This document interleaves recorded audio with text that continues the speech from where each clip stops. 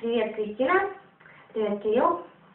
Так как я всем решила сделать сюрпризы, и ты тоже не станешь моим исключением, моя дорогая подруга, ты живешь далеко в Брянске, и я знаю, что у нас с тобой не очень получается сейчас общаться. Я бы хотела через вот это видео поздравить тебя и твоего мужа, твою семью, твою свекровь и, самое главное, твою дочурку Мару с Новым годом 2014.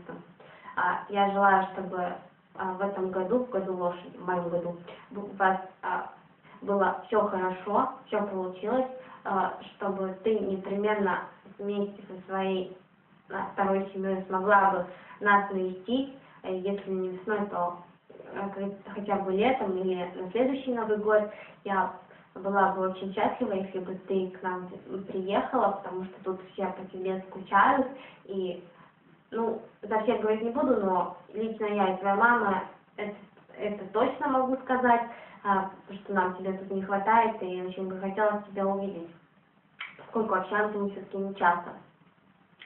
Очень надеюсь, что у вас все будет хорошо, что вы будете здоровы, что у вас будете вы счастливы, у вас будет много удач, будет исполнение ваших мечт и желаний, и у вас никогда не будет черных дней или черных полос в жизни. Это не хотела, чтобы они вообще были, но без этого жизнь как-то это не жизнь, так что я надеюсь, что их будет очень-очень мало. И самое главное, хочется пожелать,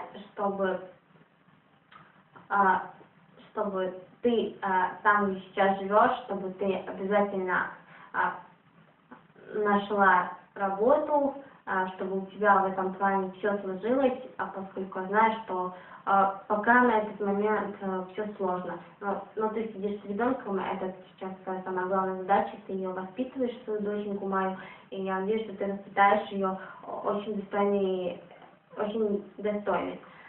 В общем, с Новым годом.